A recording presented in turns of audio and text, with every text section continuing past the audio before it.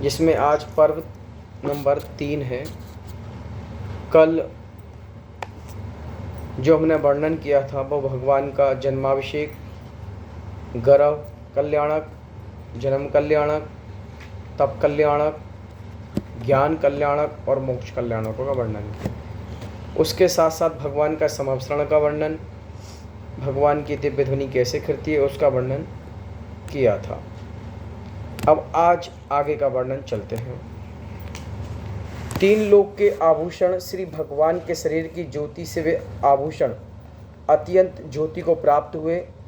इस प्रकार 3 लोक के भूषण तीर्थंकर बालक को आभूषण पहनाकर इंद्र देवों ने स्तुति की, हे देव, काल के प्रभाव से धर्म का विनाश हुआ।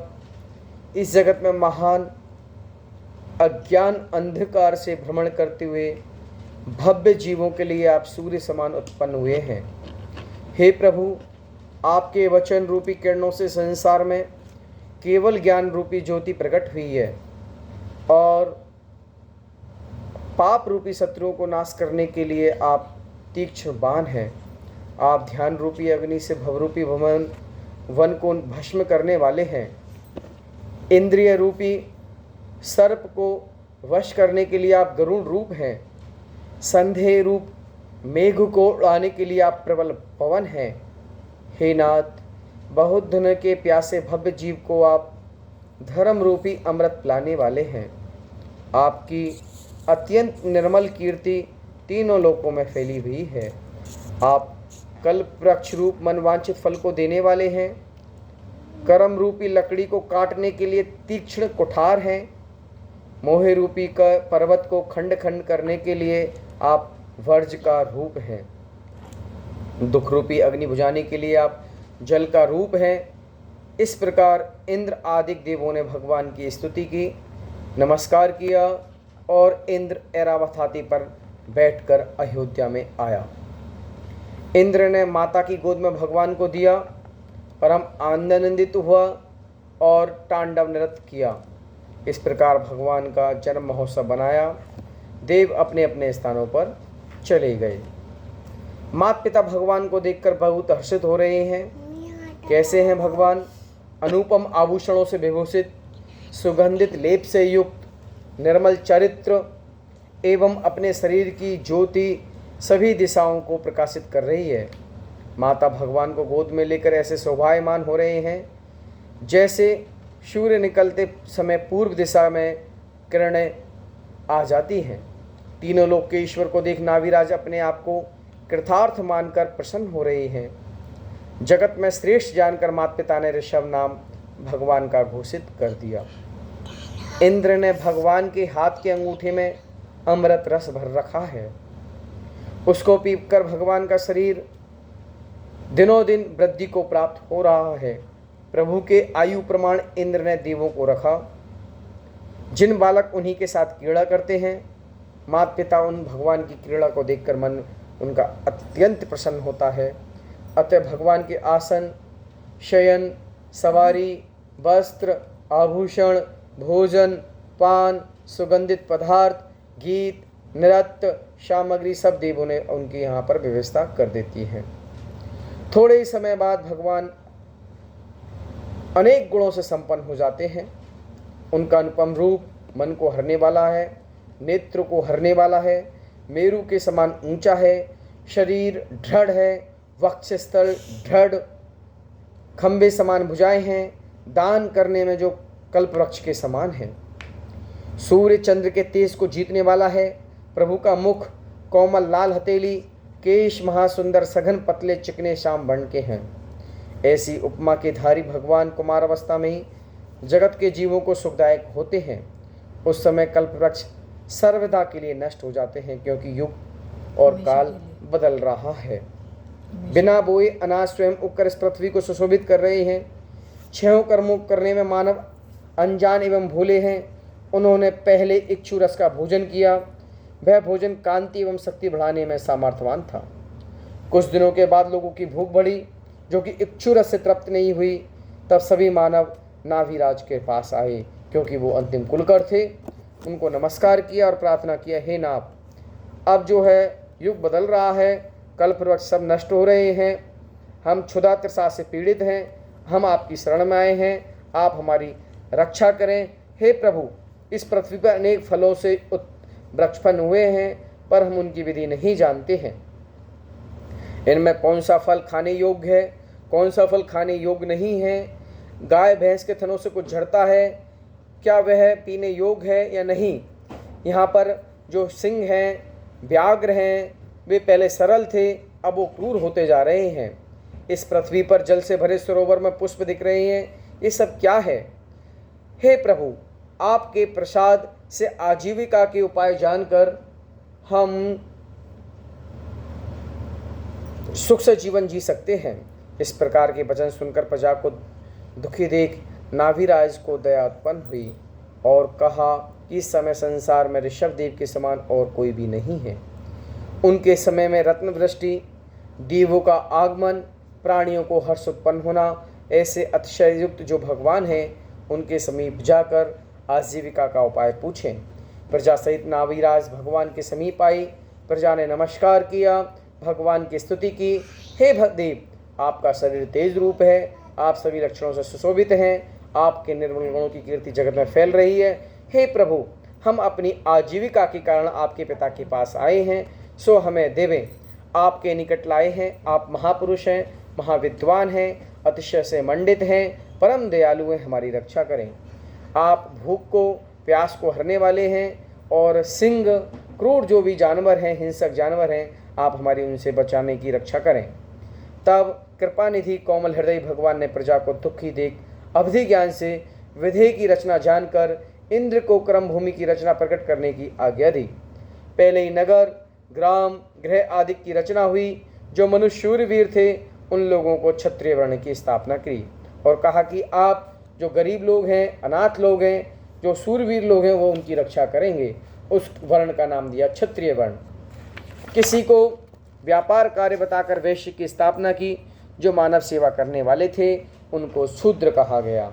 इस प्रकार भगवान ने प्रजा को क्षुधा तृषा दूर करने का मार्ग बताया।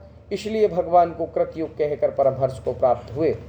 श्री ऋषभदेव के नंदा और सुनंदा ये दो रानियां थीं। ऋषभदेव की दो पत्नियां थीं। पहली पत्नी का नाम नंदा और दूसरी पत्नी का नाम सुनंदा था।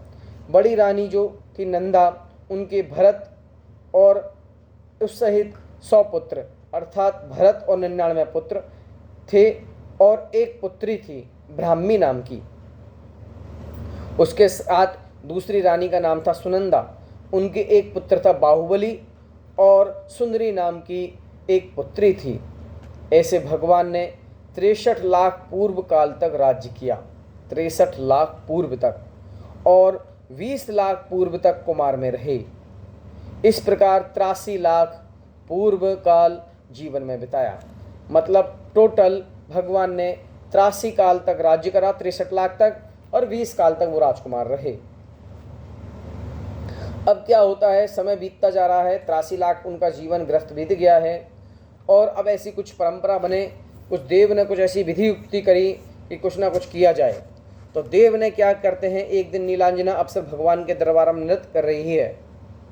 भगवान उनके नृत्य को देखकर हर्षित हो रहे हैं, लेकिन उन्हें सब कुछ पता है, वो अवधि ज्ञान के धारक हैं। लेकिन एक कृति देवों के द्वारा रची गई है, वो यहाँ पर दृष्टांत है। और नृत्य करते करते वो नीलांजना की मृत्यु आ जाती है, क्योंकि उसकी आयु उतने ही समय तक थी। उसको देखते हैं और प्रभु का वैराग हो जाता है और चिंतन करने लगते हैं कि संसार के प्राणी व्यर्थ में ही संसार के सुखों को मांग रहा है, उनकी विषय वासना में सुख हो रहा है, उसकी अभिलाषा में सुख हो रहा है, लेकिन इन साधनों में सुख नहीं है। जैसे कोई पराधीन नौकर है, कोई स्वामी बनकर दूसरों पर आज्ञा करते हैं, कोई घमंड के कारण गर्व से वचन बोलते हैं, धिक्कार है इस संसार में जो लोग सुखी मानते हैं, जबकि संसार में कोई भी सुख नहीं है। क्योंकि सुख अगर होता तो तीर्थंकर जैसे लोग इस राजकाल को क्यों त्यागते और क्यों वन में जाकर दीक्षा धारण करते और क्यों अपना आत्म कल्याण करते। इसलिए मैं जगत के विषय सुखों को छोड़कर तप संयम को धारण कर मोक्ष सुख की प्राप्ति का प्रयत्न करूं। यह विषय सुख क्षण भंगुर है, मतलब आप छोटे समय के लिए है, कर्म के उदय से प्राप्त होते हैं। अगर हमारा पुण्य है तो हमारा पुण्य उदय उस सुख को भोगने के लिए लालयित करेगा, और हमारा पाप कर्म का जैसे उदय आएगा तो वो जो हमने पुण्य कमाया है जो वो एक समय बाद क्षीण होगा और पुनः हमारा पाप उदय आएगा तो हमें कष्ट भोगना पड़ेगा। ये संसार की लीला है। पुण्य और पाप संसार में भटकाने वाले हैं, लेकिन पाप से बढ़िया पुण्य होता है, क्योंकि पुण्य एक ऐसी चीज़ होती है जो मोक्ष मार्ग को हमारे को दिखलाती है। पुण्य भी बेहद आवश्यक है, लेकिन मोक्ष जाने के लिए दोनों का त्याग होना आवश्यक है। दोनों ही हमारे कर्म बांधते हैं, लेकिन पुण्य फिर भी बेहतर है पाप की तुलना में। इस प्रकार ऋषभदेव के मन में बैराग हुआ। तभी लोकांतिक देवों ने आकर भगवान के बैराग की स्तुति की। हे नाथ, आप बहुत अच्छा विचार किया, 3 लोक के कल्याण करने वाले हैं, और आपको पता है और हमें भी ये बात पता लगी कि कल्याण का कारक संयम, तप, त्याग है। भरत क्षेत्र में मोक्ष का मार्ग बंद हुआ था, सो अब आपके कारण पुनः खुल जाएगा। देखिए, पहला काल गया, दूसरा काल गया, तीसरा काल गया। भरत क्षेत्र में जैसे ही चौथा काल आया, चौथे काल में मनुष्य अपने प्रारब्ध से अपनी इच्छा, दृढ़ संकल्प शक्ति से मोक्ष को प्राप्त कर सकता है, अपने कर्मों की निर्जरा कर सकता है, अपने 8 कर्मों को नष्ट कर मोक्ष को प्राप्त कर सकता है।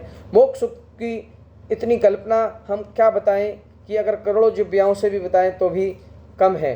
कहा गया है कि एक चक्रवर्ती का इतना सुख होता है कि जिसकी हम कल्पना नहीं कर सकते हैं। ऐसे हम भूतकाल के अनंत चक्रवर्ती लें, वर्तमान के 12 चक्रवर्ती और भविष्यकाल के अनंत चक्रवर्ती, सबका सुख मिलाएं तो भी हम उस सुख की कल्पना नहीं कर सकते हैं। अर्थात अनंत सुख, अनंत दर्शन, अनंत वीर, अनंत बल के धारक होते हैं मोक्ष में, अनंत चतुष्टय के धारक होते हैं मोक्ष में रहने वाले जीव।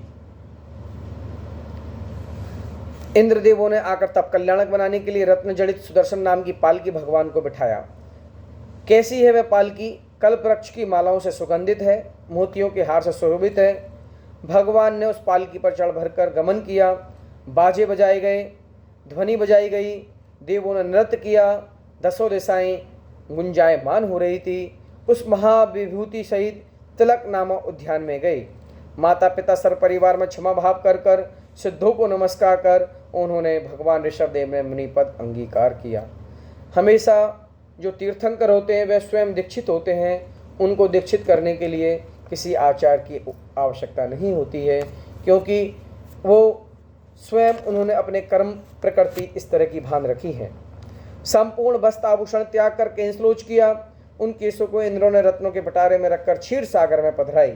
भगवान जैसे ही वन को जाते हैं, तप को धारण करते हैं, तो अपना केश को स्वयं उखाड़ते हैं, केशों का लोचन करते हैं।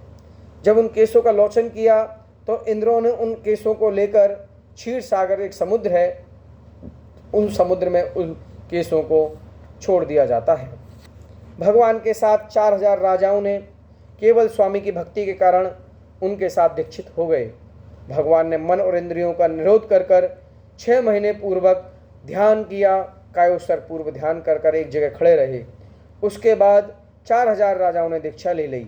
सभी राजा भूख प्यास से व्याकुल होकर मुनिपद को छोड़ दिया। कोई तो परिसर रूपी भवन को न सहने के कारण भूमि पर गिर पड़ा, कोई बैठ गया, कोई कायोसर्ग त्याग कर फलादि को खाने लगा, कोई गर्मी से व्याकुल हो गया, कोई शीतल जल में प्रवेश करा।